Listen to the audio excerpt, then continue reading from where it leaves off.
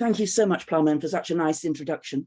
And as you know, I've been involved in this for many decades now, because my book, Critical Citizens, was an edited book looking at trust in government and trust in politics and trust in each other. That was a book which a lot of people cited. And then I updated it a few years later, but really I was dissatisfied. The conclusions I felt were still valid, but I needed to really take much more seriously what we mean by critical citizens. So this book kind of emerged from that as well. And it's really thinking back to the classic topic. We've had so much work on trust ever since Armand and Verber, 70 years worth in lots of different disciplines. But we haven't thought sometimes critically or hard enough about the normative framework. We kind of assume that we should trust each other, we should trust the authorities, we should trust the law, we should trust the government, we should trust other countries. But really, we haven't thought about some of the problems which that might produce. And so I'm going to talk about some of these, thinking about, in particular, why we might make judgments about trustworthiness which are inaccurate. And I'm going to emphasize the role of the information environment. In other words, whether you live in an open or a closed society, what information you have, whether you have diverse sources of news, diverse sources of evidence, or whether you live in a country or in a media bubble where you only have one-sided views. And the other thing which is important, cognitive skills. Can you really judge whether government authorities are trustworthy? Well, that depends partly on your knowledge, your information, your education, and so on. So let's go into this. And it's part of the TrustGov project, which was funded generously by the ESRC. And I'm going to talk about the theoretical framework and the research design and the evidence, drawing on many sources, including the seventh wave of the World Value Survey. We're still planning the 8th wave, so that's also in my mind. Talk briefly about the results and the evidence with some data visualizations that make it very accessible, and then the conclusions. And of course, this is the book cover. And it's with Oxford University Press, and the subtitle is Trust But Verify. And you'll remember that from the arms negotiation with Reagan when he was negotiating with Gorbachev in Russia. And the idea is that trust per se can be problematic, and it can indeed lead to all sorts of issues, particularly if one is dealing with an untrustworthy adversary. And so we always need information. We need a skeptical orientation to really be able to verify whether or not trustworthy judgments are accurate. So here's what I'm going to be arguing, and I'll present evidence throughout. And I start with the analogy, the metaphor that everybody knows about, which is the scorpion and the frog. And one day the scorpion and the frog were walking along the side of a riverbank, and the scorpion said to the frog, look, we both want to get to the other side. Can I jump on your back? You'll give me a lift because you can swim, I can't, and we can both get over. And the frog thought for a minute. He said, no, no, no, because you're dangerous and you might risk things. And the scorpion said, that wouldn't be in our interests. After all, I want to get there as well as you do. So the frog agreed. Halfway across, of course, the frog suddenly found that he was bitten by the scorpion and sank, and they both drowned. And as such, the frog says, so why? And the scorpion says, well, it's in my nature. So that really early on said that trustworthiness is something which we can't take for granted. And just like we teach children, don't trust strangers, there's a downside to having too much credulous trust. Trust in, for example, those who are demagogues, trust in those who are like Bernie Madoff about to take our money away, trust in those in government who may be corrupt. So let's take the 6 arguments I'm going to make, the 6 claims. Firstly, normative assumptions about trust always has assumed, by and large, beneficial consequences. And that's true throughout the evidence and throughout the many years of study. There is a downside, but that's kind of brushed away. And we want to focus less on trust than on trustworthiness, which is not about an individual, not about whether you trust me or other people trust you. It's about our relationships. It's a two-way pattern. And trust and legitimacy is always valuable for the authorities. Say you're trying to remove COVID from the community. You want people to trust the vaccine. You want people to trust doctors. You want people to trust the medical authorities because it produces compliance. Just like, for example, government officials want to be trusted when they set out their policies in their manifesto, or when countries enter in alliances and want to cooperate together. So trust and legitimacy is very positive for those who are in power, but not always for citizens. For citizens, it's a double-edged sword. And in particular, if people do trust those leaders who are corrupt or self-interested or dishonest or incompetent, I don't need to bring in the recent case of Truss in the United Kingdom to talk about a politician who seemed to have a string of chaos after 6 weeks in office. This can be highly problematic for everybody with mortgages, for everybody who is invested, for everybody's income and inflation. So we need to be critical. And we make erroneous beliefs about trustworthiness for two reasons. Now, cynicism is very common. And that's where essentially, for example, anti-vaxxers believe in QAnon. They don't necessarily believe in the beneficial effects for themselves or their children of having what's seen as peer-reviewed science as the best standard to protect yourself. Also, if the government is working well, for example, if the police are honest and effective, then we should trust them. And if you don't trust them, that can be problematic both for the individual, for example, if the family is not protected from COVID, and also, of course, from the community perspective, because if you don't take a beneficial consequence, if you don't trust the government, which is effective, then that can be problematic. But the other problem is very much underestimated. And it's really interesting to think why social scientists have underestimated this. And that's the issue of credulous trust.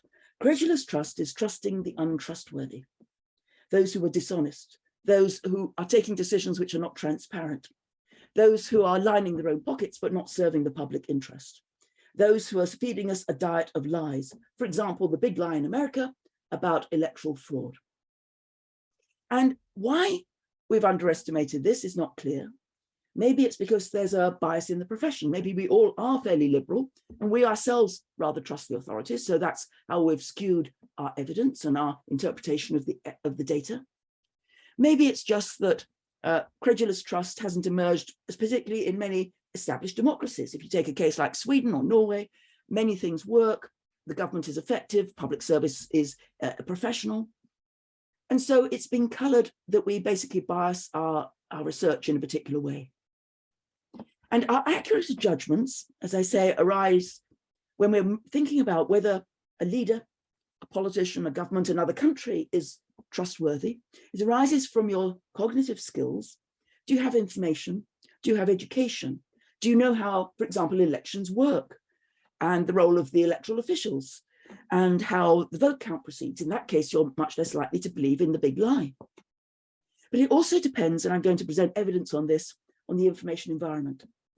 And again, we've often done most of our research in liberal democracies, not all necessarily, particularly in surveys, but a lot.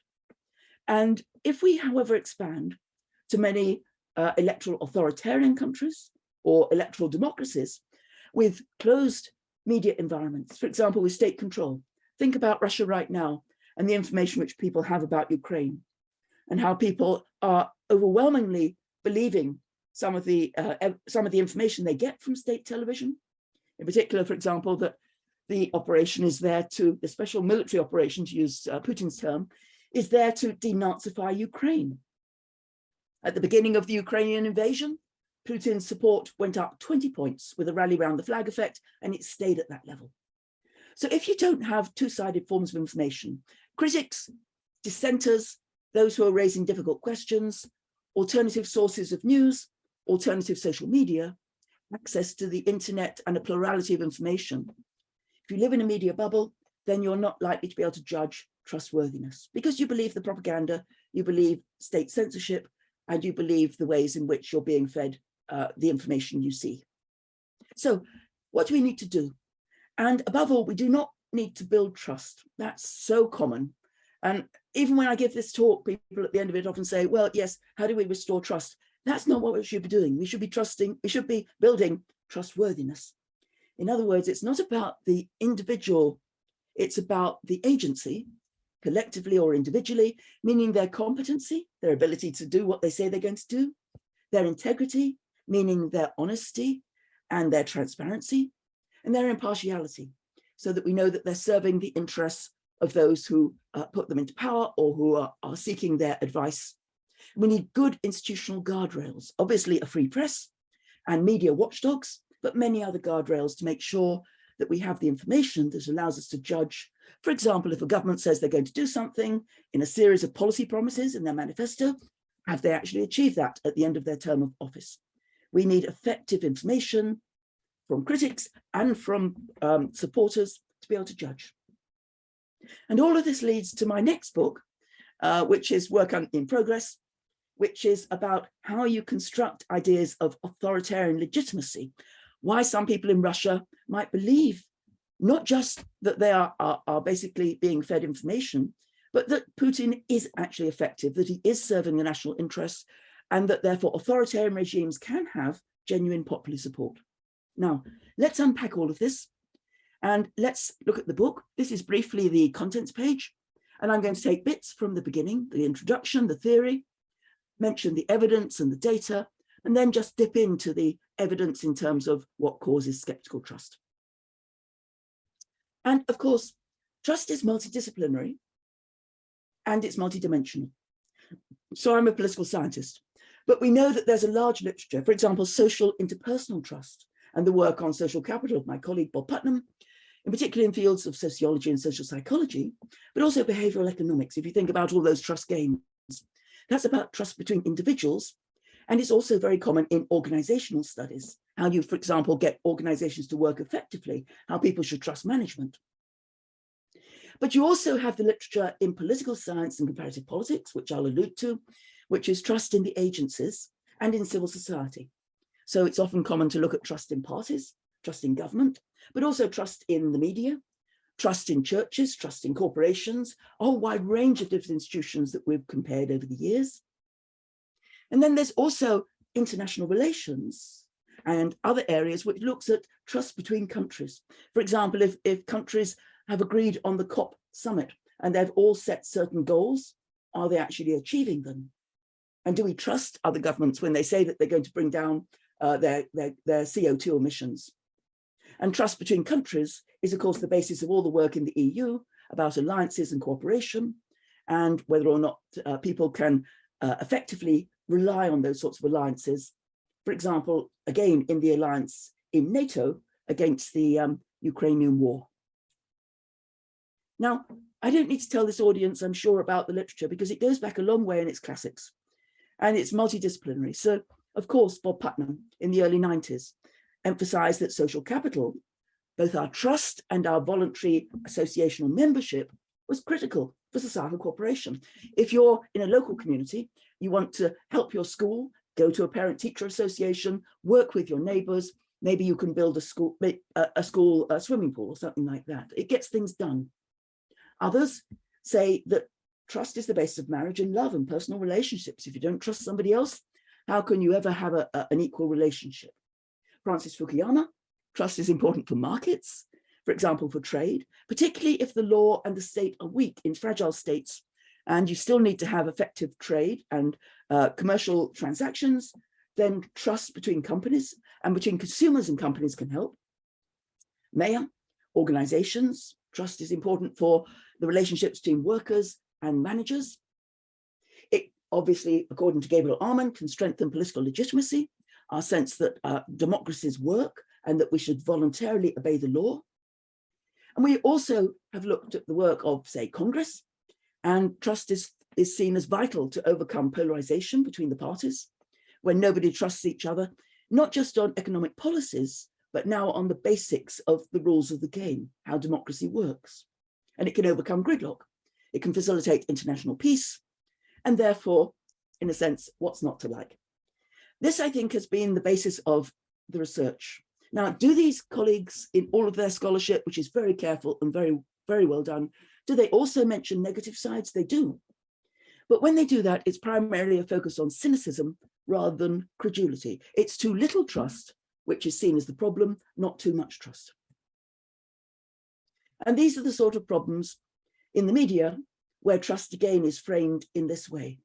So whether it's people believing in conspiracy theories like QAnon and Pizzagate and the ways in which it's argued there was a paedophile ring in a pizza house, or whether there are people are taking ivermectin tablets, which are designed for horses in order to try and alleviate and protect themselves from COVID, or of course, the events of January the 6th, an organized conspiracy which was basically a violent and deadly attack on the institutions of the United States. And that threat, of course, as the January 6th committee has shown, hasn't gone away. It continues. And since we have so many election deniers in America standing for GOP nominations in terms of governors, secretaries of states running elections, as well as Senate seats and other seats in Congress and local areas, that is a major problem. About 2/3 of all the nominations in the Republican Party right now are election deniers, meaning they challenge the validity of the 2020 election. So let's step back. Let's say, what's the theories? If we think that trust is important, as all of these literatures do, what are the main kind of perspectives, the schools of thought about where it comes from and the explanations? So if we go to social psychology, Eric Ulsiner, for example, in his book, emphasizes that trust is inherited. It's a psychological trait. It's rather like, are you optimistic or pessimistic? Are you extrovert or introvert? The big 5 personality factors. And similarly, you can be trusting or mistrusting. And that comes from your parents at an early age and essentially from your genes. If that's the case, then of course, trust should not change systematically over time because our inherited characteristics continue. We pass them on to children. And there's very little you can do to change patterns of trust. By contrast, societal culture is the approach of sociology. And this is exemplified obviously by the work of Ron Engelhardt and others. And this view says it's not so much about psychology, it's much more about what culture you're born into. So if you're born into Russia or you're born into Sweden, you're surrounded by different messages in the values, the attitudes, the beliefs from an early childhood. It's from schools, it's from neighbors, it's from your community, it's from all your work colleagues as well. And those values and norms are predominant even if you live outside your society. For example, if you're Swedish, but you travel and live in Bogota, what's been found in studies is you still retain those trusting orientations towards other people, towards the police and the courts, and towards government. And again, if that's true, trust should be fairly long-term, changing obviously due to generational shifts. As younger generations come in, older generations die out, changing due to sociological factors like education or pluralism in diverse communities, but not necessarily changing radically or fast. It shouldn't be volatile, it shouldn't go up and down. The third view is one which is derived from rational choice theories and economics. It's the one I'm using in the book. And this says trust is performance. It's a relationship, an informal social contract. And it's, of course, a principal-agent relationship, an old-fashioned perspective, but one which is still quite powerful to explaining what's going on. So principles, they can be, for example, a defendant who's hiring a lawyer. They can be a citizen who's looking for housing benefits. It can be a person who's got a heart attack, who's looking for a surgeon or a doctor. The principle authorizes the agent to act on their behalf in the expectation that the agent, whether they're a barrister, whether they're a surgeon, whether they're a politician, whoever they are, will fulfill their agreed responsibilities, will serve their interests in future based on their past performance. So you never know, for example, with the surgeon, is the hospital going to be effective? Is the surgeon going to be able to repair any problems in your medical, in your physiology? You don't know in the future, but you do know from the past. Are they competent? Do they have the skills? Do they have the qualifications? Is there integrity? For example, are there reviews from other patients? Is there information about the health record of the hospital? And are they impartial? So again, they serve the public and they are effective for everybody who comes to them for help. And this matters in particular in conditions of risk and uncertainty. So if it's just a trivial matter, you can easily trust somebody else and just assume things are going to work. If it's a life-threatening relationship, you're putting your life in their hands, or your money in an investor's hands, or you're trusting a government to carry out their promises, then you really need to have the strongest information to judge what they're going to do in future, depending on what they've done in the past. And simple loyalty is not going to work. Learnt trust may be erroneous. For example, you might well trust the police, but if you actually look at some of their record, for example, the Black Lives Matter movement, then you know that that could be problematic. So we need to have effective judgments. Now, this is the typology in the book. And it's very simple. It's a 2-2, just like any comparative politics typology. And we have trust by principles. Is it positive or negative, high or low?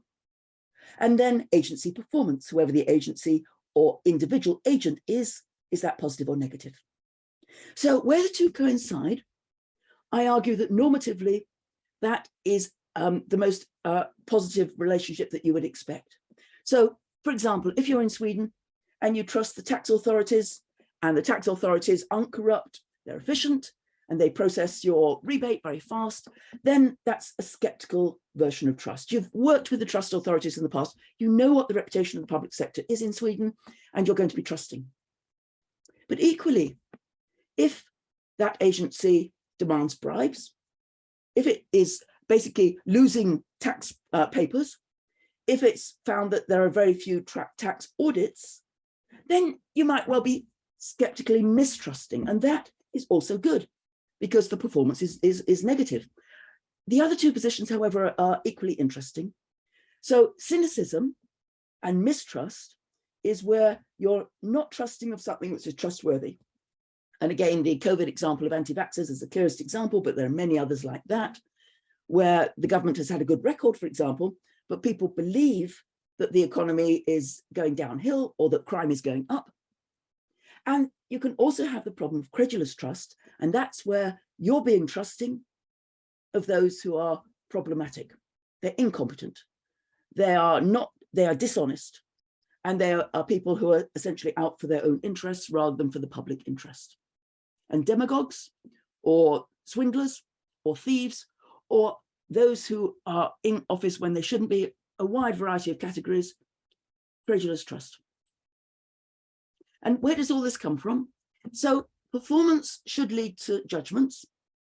Macro level indicators, for example, of corruption from Transparency International, or indicators of competency from the World Bank about how the government works should relate to your judgments.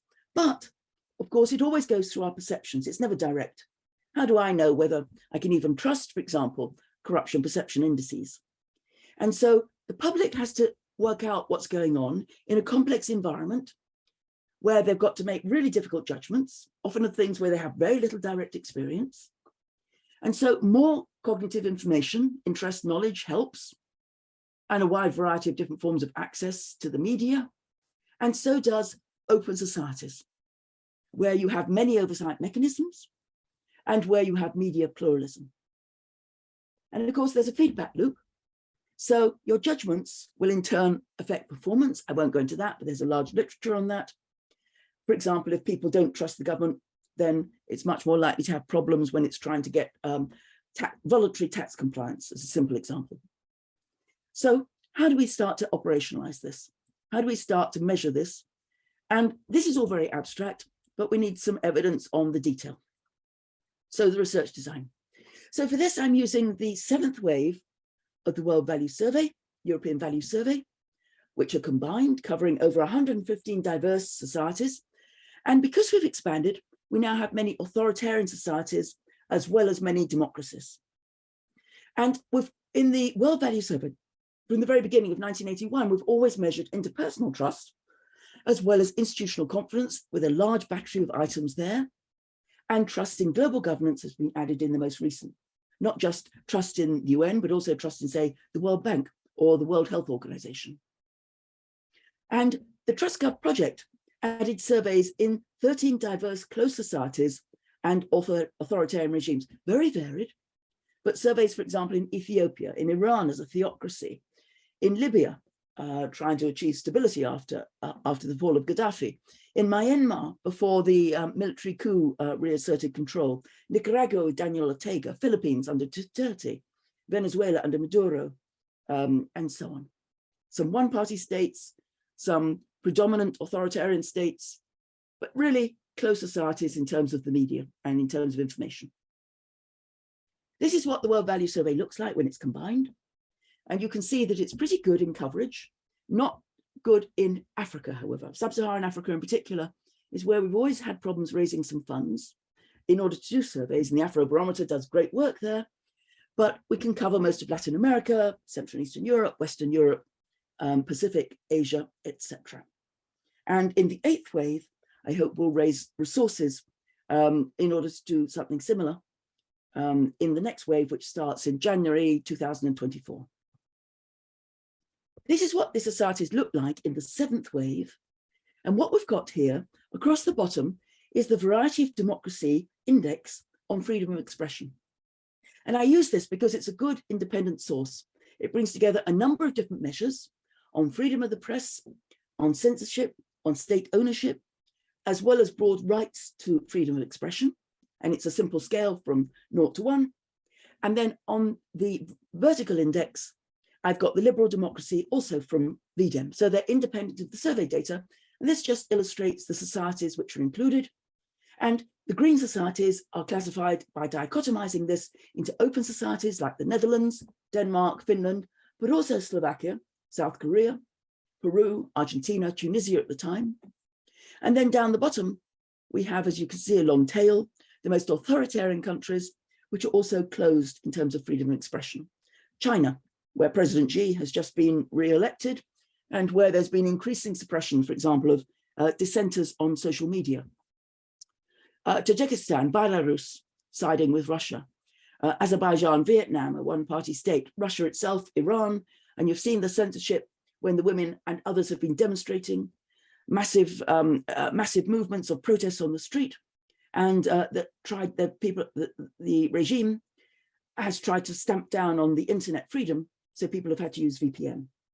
So a lot of diverse societies, but the red societies are the ones which are classified as closed, and the green societies are the ones which are classified as open. These are the measures in the World Value Survey on trust. I'm not going to use them all, you'll be glad to know, but as you can see, it's multidimensional. So we have measures of global governance, national governments, and so on. Also in-group and out-group trust, which is a good way to think about social capital. I'm just going to use the ones for the illustration on trust in national governments like parliaments, governments, political parties, elections, and so on. And so the research design is very, very simple, nothing technical, nothing too fancy. You measure levels of public trust in society, in diverse agents. You measure perceptions and objective indicators of performance. The more the two correlate, the more you assume that the judgments by the public are informed and accurate, that when they say an agency is trustworthy, the independent evidence says, yes, it is. The more that there's a divergence in different directions, the more that there's erroneous judgments. Can the performance indicators be inaccurate? Of course. But we have a lot of different indicators. So again, replication, triangulation, looking at lots of indicators helps to see whether or not our relationships are robust. What's the results? Well, let's have a look at some basic correlations. These are not with any controls. These are simply saying, let's take some of the development indicators which are most common around the world, economic and social. So economic growth, economic development, unemployment, etc. And let's look at the correlation between those indicators of development performance and trust in government using a standardized index of government, parliaments, parties, and the civil service for each society from the 7th wave. The development indicators are lagged according to the year of the survey. And the societies are classified as open and closed based on the scattergram I just showed you. So we have between 25 to 43 open societies, about 30,000 respondents, and we have 18 to 39 closed societies with about the same number of respondents. What do you see? Well, firstly, let's have a look at the open societies. And immediately what jumps out is that there is a correlation which is statistically significant at societal level, at macro level, between most of these indicators, and it falls in the right direction. So the more that your society has seen improvements in GDP per capita, then the more that you trust your government. The more that your society has seen development, high levels of per capita GDP, very much more you trust your government. Unemployment is negative, as you would expect. High rates of unemployment, less you trust your government. Higher rates of inflation, less you trust your government. That's not significant, but I think that's the period. Because of course it was done during the 2017 to 2021 period when inflation was pretty low. I think that's going to adjust itself in the next wave. And then economic inequality works as you would expect. The higher the share for the rich, the more negative your trust, the lower the share, the more egalitarian, the greater your trust. And social indicators point roughly in the same direction. Education, again, higher education, more education means more trust, worse homicides, which means less security, worse trust. Longevity and maternal mortality don't work, but then not every indicator is likely to point in the same direction. At least they kind of do work, but they're not significant. What about closed societies? Highlighted in red, and immediately you see nothing works as significant, despite roughly the same number of countries. Sometimes the coefficients are pointing in the wrong direction, and sometimes they're very low. So the only one that does work, unemployment. Not clear why that is the case, but that does seem to predict trust in government. But as you can see, most of the other ones just don't seem to be emerging. Well, maybe it's not then a pattern, but let's look at this by breaking it down. And the best thing to do is to look at it as a scattergram, to actually dig into the data a bit more and look at what the relationship is. So this is just one. Trust in government is a scale. I've mentioned that and what goes into it along the bottom.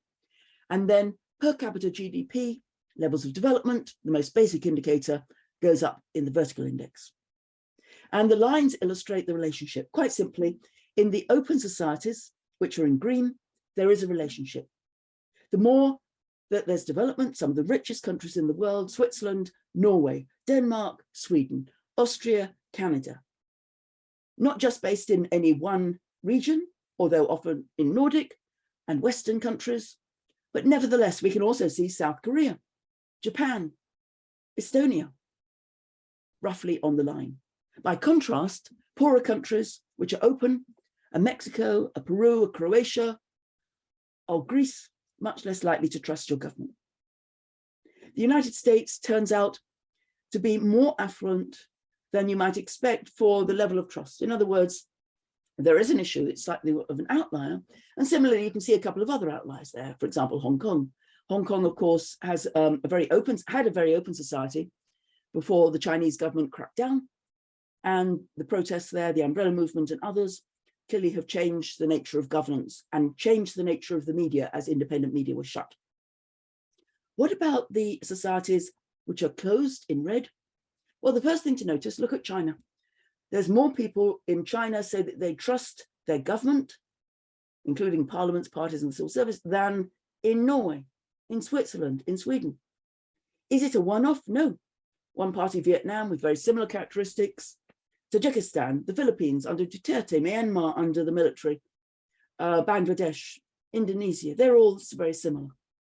So there can be very high levels of trust in closed societies, but also, as you can see, the line itself is flat.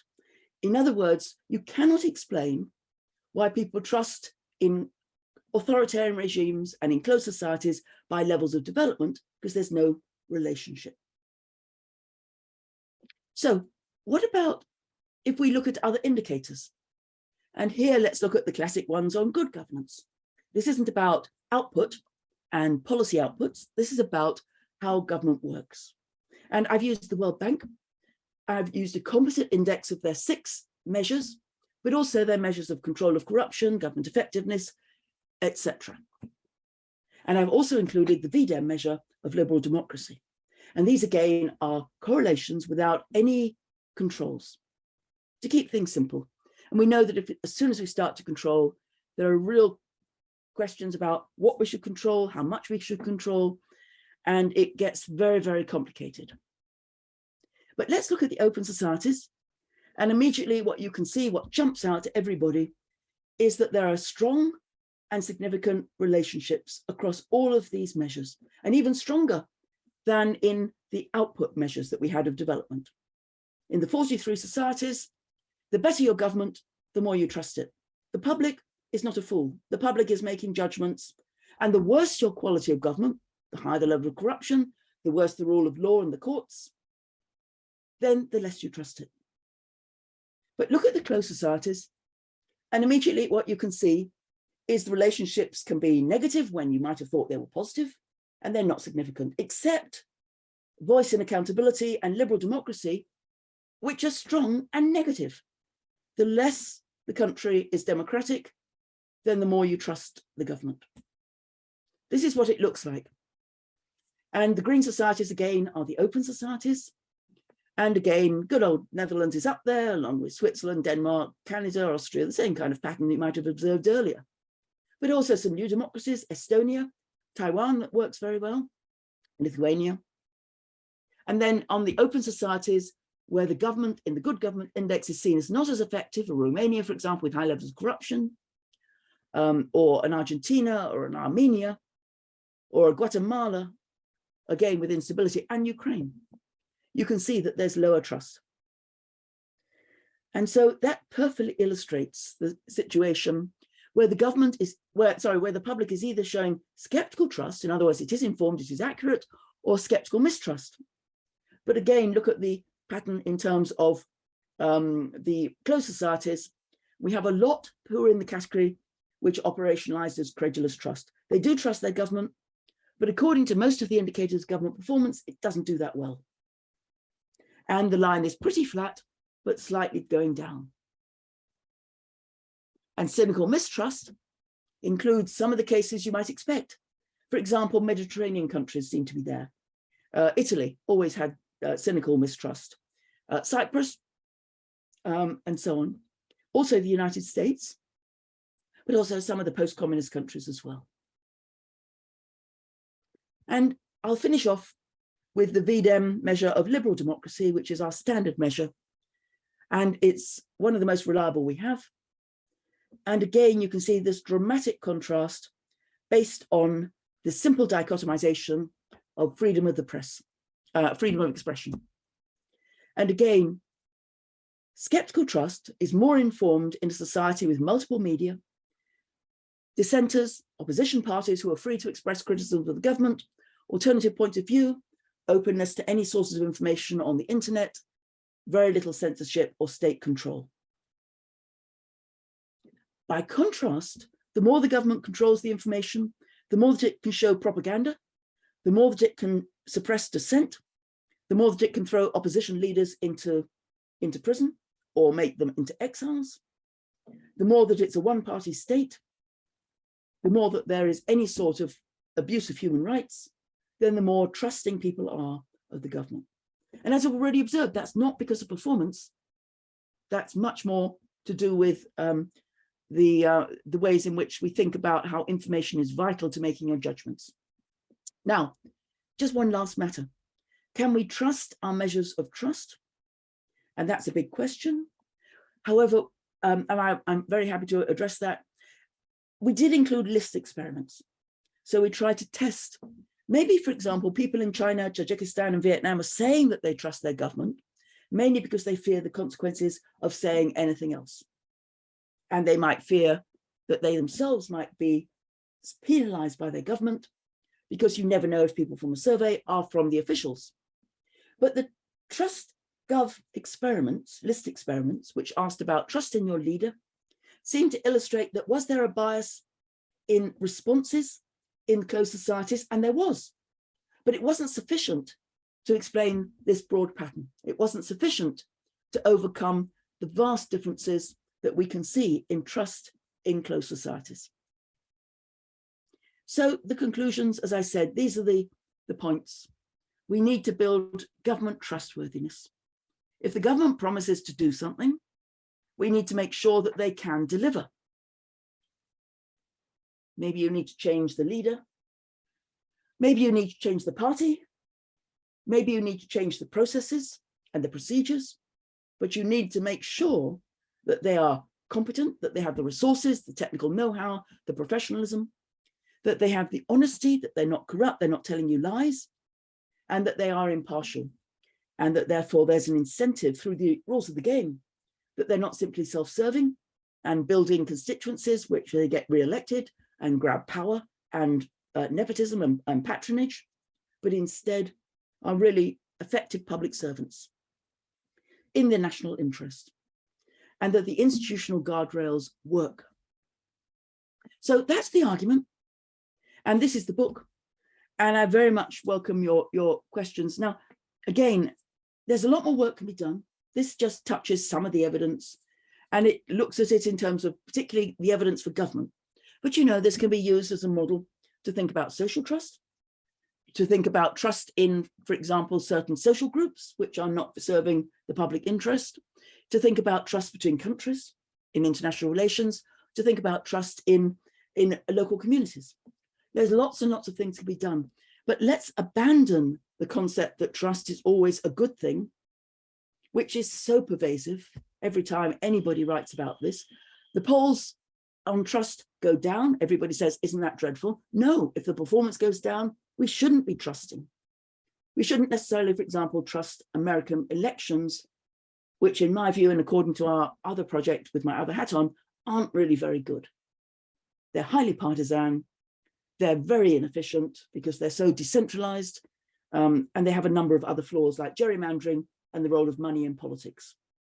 But where the elections work, where the government works, where democracy works, then we need to have the information to make those judgments.